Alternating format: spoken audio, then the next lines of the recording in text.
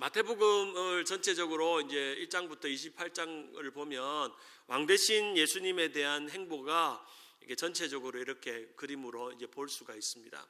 예수님의 왕 대신 예수님의 탄생부터 왕 대신 예수님의 그런 세례 받으심, 그리고 바로 이제 직전 마태복음 3장에 등장하는 예수님이 세 가지 시험을 받으시고 또 이제 예수님이 본격적으로 공생애를 시작하는 오늘 그 첫 장면이 바로 오늘 본문의 장면이죠. 그래서 갈릴리와 예루살렘을 오가시면서 하셨던 행적이 3년 동안의 행적이 예수님의 사역이라고 말할 수 있습니다. 이제 그 마태복음 4장 초반에 등장하는 예수님의 세 가지의 시험을 예수님께서 이기시고 나서 이제 승리한 이후에 천사들이 이제 마귀는 떠나고 천사들이 예수님께 수종을 듭니다. 이거는 뭐죠?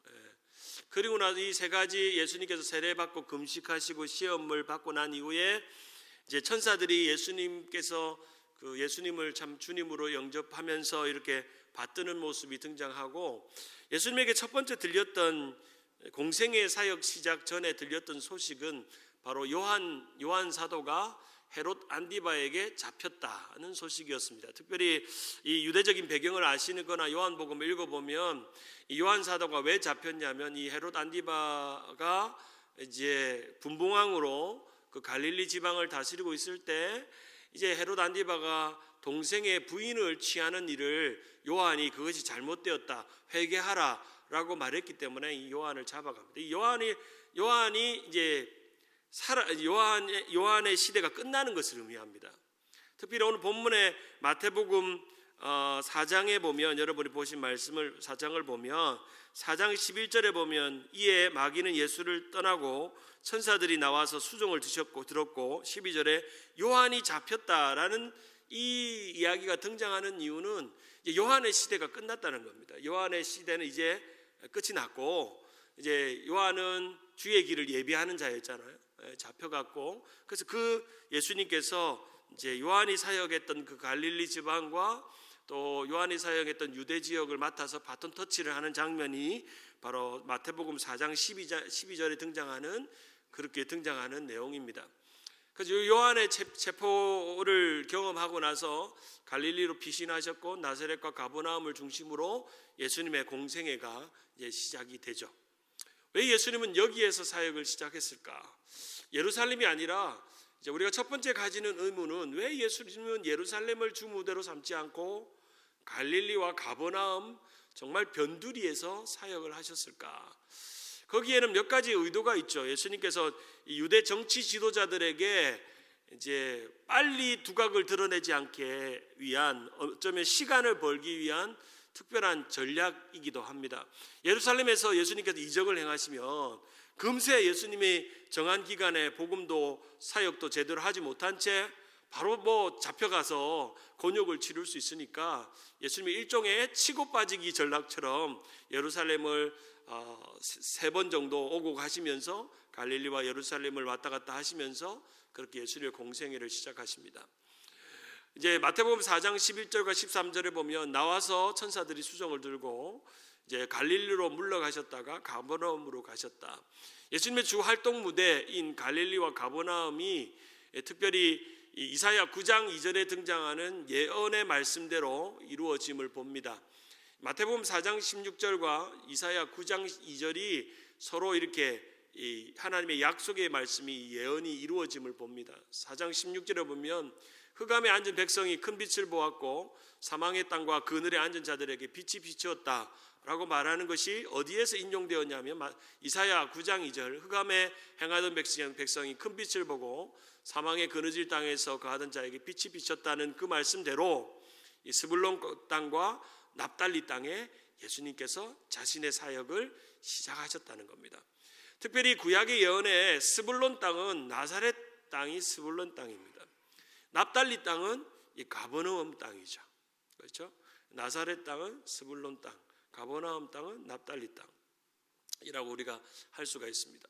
종교의 중심지였던 예루살렘을 떠나서 어쩌면 멸시받고 또 사람들이 외면하는 변두리에서 예수님은 사역을 시작하셨습니다. 변두리에서 예수님은 사역을 시작하셨죠. 이제 본격적으로 예수님의 공생애가 이제 시작이 됩니다. 이 공생애 시작에서 우리가 첫 번째 주목해야 될 것은 예수님은 그 공생애에서 하신 선포가 말씀이 무엇이었고 예수님이 제일 먼저 하신 사역은 뭔지, 이거 두 가지를 오늘 이제 중점적으로 기억을 합니다. 첫 번째, 예수님께서 사역을 딱 시작하시면서 하셨던 말씀이 무엇이며, 그리고 하신 일이, 제일 먼저 하신 일이 뭔가를 보면 예수님이 이 땅에서 하고자 하는 본인의 사역의 전체가 이 두 가지의 첫 번째 말씀과 그분의 하셨던 사역을 보면 구체적으로 우리가 알 수가 있습니다. 첫 번째, 오늘 보게 되는 것은 이 두 가지를 볼 건데, 예수님의 첫 번째 선포는 무엇인가? 그건 뭐죠? 마태복음 4장 17절에 회개하라, 천국이 가까웠다. 회개하라, 천국이 가까웠다. 이것은 이미 그 세례 요한이 이 회개하라, 천국이 가까웠다는 것을 외쳤죠.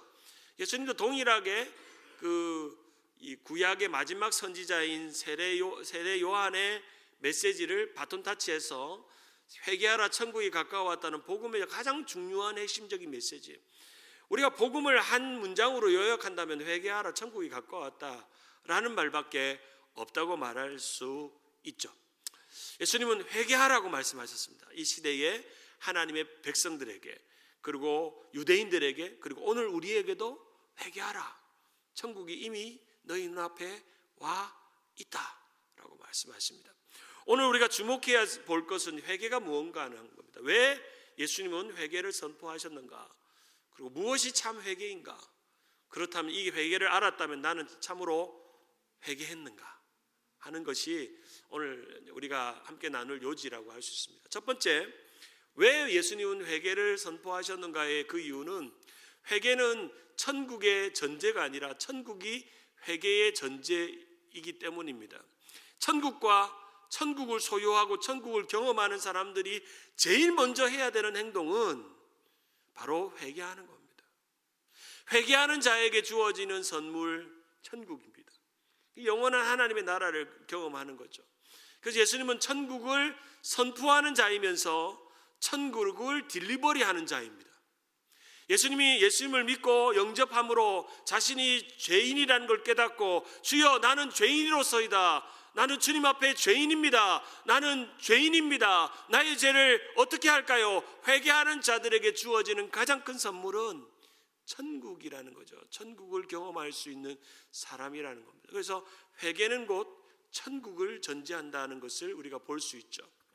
우리는 흔히 가던 길을 돌아서는 것, 그리고 돌아서지 않는 것, 이 두 가지가 우리의 신앙의 가장 중요한 도전이죠. 죄에서 돌아서고 다시금 그 천국의 길로 가는 길에서 돌아서지 않는 것, 그렇죠? 우리는 죄의 길에서 돌아서서 천국을 맛보는 삶의 입구에 들어가서 때로는 고난이 오고 때로는 어려움이 있고 예수를 믿는 일에 신앙생활을 지켜내기가 힘들지만 다시금 죄의 길로 돌아서지 않고 죄에서 돌아서서 다시금 죄로 돌아서지 않는 이런 과정이 바로 회개라는 단어로 설명할 수 있습니다. 사도행전 3장 19절에 보면, 그러므로 너희가 회개하지 않고 돌이켜 너희 죄 없이함을 받으라. 이같이 하면 유쾌하게 되는 날이 주 앞에서부터 이루게 될 것이라. 회개하고 돌이켜 죄 없이함을 받으라. 죄 사함을 받으라. 우리가 이제 끊임없이 이 회개의 문제 앞에 우리가 서 있죠. 그러면 이 회개가 무엇인가를 한 번 더 생각해 보면 세 가지로 정리해 볼 수 있습니다. 첫째는, 회개란 악인은 그 길을, 불의한 자는 그 생각을 버리고 여호와께 돌아가는 겁니다. 여호와께, 죄에서 돌이켜서 여호와께로 턴하는 겁니다. 돌이키는 거. 그리고 마음에 하나님 두기를 싫어한 마음에서 그 마음의 상태를 돌이키는 것이고, 끊임없이 죄인된 위치를 각성해서 하나님께로 돌아오는 끊임없는 결단, 그것이 바로 회개라고 말할 수 있는 것이죠. 바로 그 회개를 예수님께서는 자신의 선포의 첫 번째 전제 조건으로, 그리고 천국을 경험하는 전제 조건으로 예수님은 말씀하셨죠. Jesus said repent not repeat가 아니라는 거죠. repent를 원하지 다시금 또 그 죄를 범하는 것을 원하지 않는 거죠. 흔히 생각할 때 리펜트하고 또 우리가 헷갈리는 게 후회가 회개는 아닙니다. 내가 그거 하지 말걸, 그거 안 했어야 됐는데, 그게 회개가 아니라는 거죠. 철저하게 죄의 자리에서 떠나는 겁니다.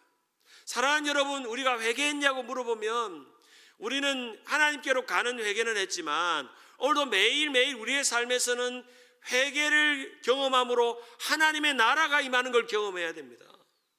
왜 우리 안에 하나님의 나라가 임하는 걸 경험하지 못하냐면 아직도 그 나라를 방해하는 내 안에 있는 죄가 있기 때문에, 아직도 회개치 못한 나의 죄가 있기 때문에 이미 우리는 하나님 앞에 하나님 나라의 문 앞에 돌아서 있지만 여전히 내 마음 안에 있는 돌이키지 못한 습관적인 죄나 마음의 죄나 생각의 죄나 모든 죄들이 하나님의 나라를 경험하지 못하게 만드는 것을 한다는 거죠. 그래서 예수님께서 그 천국 비유를 하시면서 팔복을 경험한 게 다 마음에 대한 거잖아요. 마음에 대한 거. 그것을 우리에게 말씀하십니다. 우리가 오늘 이 메시지를 들으면서 회개하라 천국이 가까웠느니라 라고 하는 너무나도 심플한 메시지에서 우리는 물어야 되죠. 나는 참으로 회개했었는가? 주님께로 올 때 회개했었는가? 나는 회개하고 이 자리에 구원받고 하나님의 백성이 되고 오늘 이 자리에 있는가? 정말 내가 주님 앞에 돌아왔던 그 순간들이 있는가? 그리고 돌아오고 나서 그 자리로 돌아가지 않기 위해 끊임없이 매일매일의 일상 속에서 회개하며 살고 있는가? 회개하며 살고 있는가? 내가 하는 회개는 어떤 회개인가? 우리 그런 질문들을 해볼 수 있죠. 한번 읽어볼까요? 회개는, 자, 한번 읽어봅시다. 시작. 회개는 한 영혼이 죄로부터 돌이켜 주님께로 향하는 의식적인 첫 움직임이다. 그렇죠? 한 죄인이 주님 앞에, 예수님을 만났던 수많은 사람들이 구원을 경험하고 치유를 경험하고 회복을 경험하고 그들이 하나님의 나라를 경험했는데 그들이 외치죠. 다윗의 자손이여 나를 불쌍히 여기소서 라고 외치니까 그들이 하나님 앞에 자신의 죄를 회개하고 주님 앞에 죄 사함을 받으라. 예수님은 수많은 병자들에게 고침을 받으라고 하신 게 아니라 죄 사함을 받으라. 그러면 그 하나님의 나라가 임해서 구원을 경험하고 치유를 경험하고 회복을 경험하고 삶이 바뀌고 주님을 따르는 제자가 되는 거죠. 주님을 따르는 제자가 되죠. 삭개오가 예수님을 만났습니다. 그가 세리였죠. 사람들은 다 죄인이라고 말했죠. 그는 그 직업을 하면서도 자신이 죄인인지 몰랐습니다. 주님의 말씀을 듣고 깨달았습니다. 자신이 죄인인 걸 깨달았습니다. 나의 소유를 팔아 가난한 자들에게 줘야겠다는 마음을 가졌습니다. 부자 청년이 왔습니다. 부자가 되었습니다. 돈이 많았습니다. 우리 지난주 토요일 말한 것처럼 어떻게 하면 선생님이여 영생을 얻으리까? 라고 하니까 내가 하나님의 말씀을 율법을 다 지켰는데 어떻게 하면 영생을 부족한 게 뭐가 있습니까? 물으니까 네 소유를 다 가난한 자들에게 나누어 줘라. 그리고 예수를 쫓으라 하니까 이 청년이 어떻게 했죠? 슬픈 기색으로 돌아갔어요. 회개를 경험하지 못한 거죠. 모든 것을 주님 앞에 드리고 자신의 죄까지도 인정하는 그런 회개. 여러분이 예수 믿었을 때, 중고등학교 때, 수련회 때 막 눈물 콧물 흘리면서 회개했던 거 기억나시나요? 최근에 여러분이 회개한 적이 언젠가요? 최근에 내가 하나님 앞에 진짜 정직하게 회개한 적이 언젠가요? 일주일 전인가요? 한 달 전인가요? 1년 전인가요? 아직도 회개할 죄가 여전히 내게도 남아있음에도 불구하고 나는 회개함으로 천국을 맛보고 있는가? 내 안에 회개할 것은 없는가? 오늘 저녁에 주님이 우리에게 천국을 주시려고 하는데 나는 어떤 회개로 그 천국을 매일매일 맛보고 있는가? 사랑하는 여러분, 회개를 사랑하십니까? 거꾸로 천국을 사랑하십니까? 예? 아멘이죠. 그러면 천국을 사랑하는 사람은요 자연스럽게 뭘 사랑해야 되냐면요 회개를 사랑해야 돼요. 회개하라, 뭐가 가까웠느니라? 회개랑 천국이 따로 놀아요. 오늘날 기독교가요. 회개랑 천국이 따로 놀아요.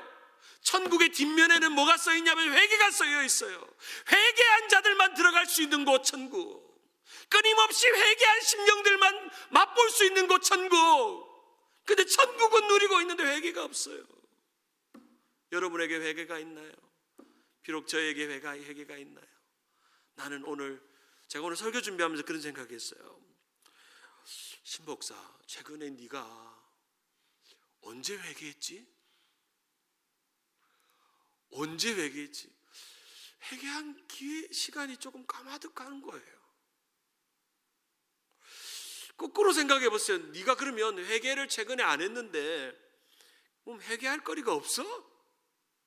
너무너무 많아요. 제 마음을 들여다보거나 생각을 보거나 제 모습을 보면 너무너무 회개할 거리가 너무 많은데, 거꾸로 또 물었어요. 신목사, 지금 오늘 설교하고 교회에 있고 사역하는데 너에게 천국이 있어? 여기에 천국의 기쁨이 있어? 만약에 천국이 없다면 그 천국을 맛보지 못하게 하는 이유가 뭐야? 그건 제 죄 때문에, 여전히 내 안에 있는 완악함 때문에, 여전히 내 안에 있는 교만함 때문에 천국이 가까이 오지 않는 거예요. 사랑하는 여러분, 너무 심플해요. 회개하면요 천국이 가까이 와요. 여러분, 우리 많은 성도들이 신앙생활하면서 천국을 맛보고 싶어해요. 목사님, 천국 좀 맛보면 좋겠어요. 매일매일 천국 같았으면 좋겠어요. 삶이 너무 고단한데요, 어려운데요, 천국이 있으면 좋겠어요. 그 전제 조건은요, 여러분 안에 있는 죄를 회개할 때, 여러분 한번 생각해 보세요. 내 죄를, 오늘 저녁에 우리가 한번 같이 기도할 것은 내가 정직하게 하나님 앞에 회개하고 천국을 맛봐야 될 순간이 언제인가, 우리 자신에게 한번 물어보아야 합니다. 우리 한번 읽어볼까요? 회개는요, 시작. 회개는 죄를 미워하는 마음의 변화와 그 죄에서 떠나는 생활의 변화가 포함되어 있습니다. 결국 주님께 향한 마음이 죄를 미워하게 되고 결단을 통해서 죄에서 떠나는 삶이 변화가 일어나게 됩니다. 그렇죠? 마음의 변화와 생활의 변화가 함께 가는 게 참 회개라 그런다는 거예요. 와, 기도원 가가지고 회개는 많이 했는데 생활에 바뀐 게 없어. 그게 또 우리 요즘 크리스찬들의 아이러니 아니겠어요? 설교 듣고 은혜 받을 때는 기도하고 회개한 것 같아 내 집에서 그 모양 그 꼴 똑같은 모습으로 회개한 영성이 보이지 않고 삶이 없는 거죠. 참으로 회개했는가를 우리에게 질문해 보죠. 우리 기도하는 마음으로 한번 이 글을 한번 읽어볼까요? 우리 연약함을, 시작. 우리의 연약함을 아시는 주님, 오늘 이 하루도 죄를 미워하는 우리의 중심을 보시고 불쌍히 여겨 주셔서 죄로부터 떠날 수 있는 힘을 허락하여 주소서. 주님께서 행하는 그 마음의 방향이 이 세상의 유혹에 흔들리지 않게 하소서. 그렇죠? 이 세상의 유혹에 흔들리지 않고 죄로부터 떠날 수 있는 힘을 달라고 오늘 저녁에 우리 한번 기도합시다. 주님, 내 안에 있는 죄로부터 떠날 수 있는 힘을 주셔서 하나님의 나라, 주님의 천국을 맛볼 수 있는 거죠. 여러분, 천국을 이 땅에서도 맛볼 수 있나요? 예? 있죠? 회개하면요 이 땅에서 천국을 맛볼 수 있어요. 여전히 완악하고 교만한 마음으로는 천국이 내게 맛볼 수는 없습니다. 불하죠. 두 번째, 예수님께서 하신 말씀은 회개하라 천국이 가까웠느니라고. 두 번째는 예수님이 하신 사역은요 제자들을 세우셨죠. 오늘 이 두 가지만 알고 가시면 됩니다. 첫째는 예수님이 공생애를 시작하시면서 하셨던 말씀이 회개하라 천국이 가까웠느니라. 예수님이 하셨던 첫 번째 사역은 제자를 부르셨습니다. 바로 베드로와 안드레와 야고보와 요한을 부르셨습니다. 하나님의 천국을 확장하는 일꾼을 부르신 거예요. 첫째는 천국이 뭔지를 소개했고, 두 번째는 천국에 초대한 사람들을 부르시는 거예요. 말씀하시되 나를 따라오라, 내가 너희를 사람을 낚는 어부가 되게 하리라 하시니 그들이 곧 그물을 버려들고 예수를 따랐다라고 말하죠.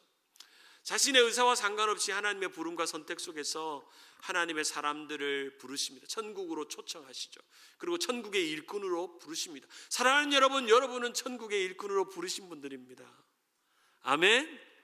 여러분이 전해야 될 복음은 회개의 복음, 천국의 복음입니다. 복음이 뭐냐 물으면 회개의 복음과 천국의 복음을 세상 가운데 전하는 사명이 우리 가운데 있는 거죠. 특별히 베드로와 안드레 두 사람은 예수님이 오늘 본문에 보면 초면으로 처음 만난 것처럼 보이지만 요한복음에 보면 이미 예수님은 이 두 사람을 알고 계셨습니다. 이렇게 지켜보고 있다가 예수님은 베드로와 안드레와 야고보와 요한을 부르셨습니다. 그들을 하나님의 천국 백성으로, 천국의 어부들로 그들을 부르셨죠. 그들을 이 네 명의 어부들을 부르셔서 그들을 세우셔서 그들이 성실하게 배려의 그물을 깁는 모습을 보시고 이렇게 지켜보시다가 예수님은 정말 그들이 보잘것없고 좋은 직업도 가지지 않고 정말 공부도 많이 하지도 않았지만 하나님이 그들을 천국의 일꾼으로 부르셨어요. 여기서 우리에게 준 은혜가 있어요. 우리가 천국의 일꾼으로 불려졌다는 것을 믿으십니까?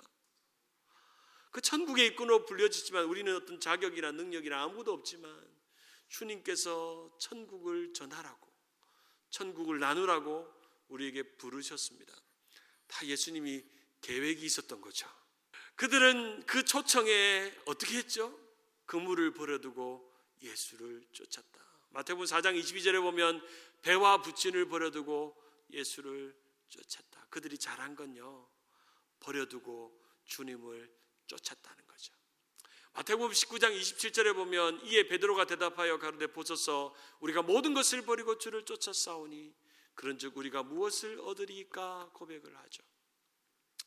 멸시받았던 또 사람들에게 죄인이라고 욕얻었던 마태도 예수님은 부르셨습니다. 마태복음 9장 9절을 한번 같이 한번 읽어볼까요? 예수께서 시작. 예수께서 그곳을 떠나 지나가시다가 마태라는 사람이 세간에 앉은 것을 보시고 이르시되 나를 따라오라 하시니 일어나 따르니라. 사랑하는 여러분, 그래도 여러분이 잘한 게 있다면 주님이 여러분을 초청하고 천국의 일꾼으로 부르셨을 때 아무것도 모르고 지금 따라왔다는 거예요. 아무 자격도 없고 기준도 없지만 주님이 우리를 나를 따라오너라 했을 때 따라왔다는 것입니다. 믿음이란 무엇인가? 나를 따르라는 주님의 자비로운 부름에 응답하고 거기에 계속 따르는 헌신, 그 대상은 죄인들, 부족한 자들, 우리 같은 자들을 부르신다는 것입니다. 우리 같은 자들을 왜 부르셨느냐? 마태복음 9장 13절에 같이 한번 읽어볼까요? 너희는 가서 시작. 너희는 가서 내가 긍휼을 원하고 제사를 원치 아니하노라 하신 뜻이 무엇인지 배우라. 내가 의인을 부르러 온 것이 아니요 죄인을 부르러 왔노라 하시니라. 주님은 죄인 같은 우리들을 회개시켜서 하나님의 나라를 경험케 해서 하나님의 일꾼으로 부르셨습니다. 그것이 오늘 말씀의 핵심입니다. 말씀을 맺고자 원합니다. 사랑하는 여러분, 예수님이 하셨던 첫 번째 메시지는 회개하라, 천국이 가까워왔느니라. 회개와 천국이 떨어져 있는 것이 아니라 동전의 양면과 같이 우리의 신앙과 마음에 붙어 있어야 된다는 거예요. 그리고 우리는 죄인임에도 불구하고 주님이 우리를 부를 때 우리의 것들을 버려두고 주님의 천국의 일꾼으로 살아가야 된다는 것을 우리에게 말씀해주고 있는 것입니다. 가슬페 프로젝트에는 세 가지 메시지로 이 부분을 요약합니다. 첫 번째, 예수님이 회개를 선포하셨다. 두 번째, 예수님이 의외의 사람들을 불러 모든 것을 버리고 주님을 따르게 하셨다. 세 번째, 예수님이 이름 없는 사람들을 불러 주님을 따르게 하셨다. 그 사람이 누굽니까? 베드로와 안드레, 야고보, 요한, 그리고 여러분을 부르신 것입니다. 자, 이제 말씀을 정리하면 예수님의 첫 번째 선포가 바로 회개하라 천국이 가까워왔느니라고, 두 번째는 예수님의 첫 번째 사역은 모든 것을 버리고 나를 따르라 명령하셨고 그 제자들을 부르셨다는 것입니다. 그래서 오늘 이 두 가지 말씀을 기억하면서 여러분이 참으로 그 회개하라 천국이 가까웠느니라는 그런 믿음과 함께 여러분이 천국의 일꾼으로서 합당하게 믿음으로 살아가는 우리 모두가 되기를 주님의 이름으로 축원합니다.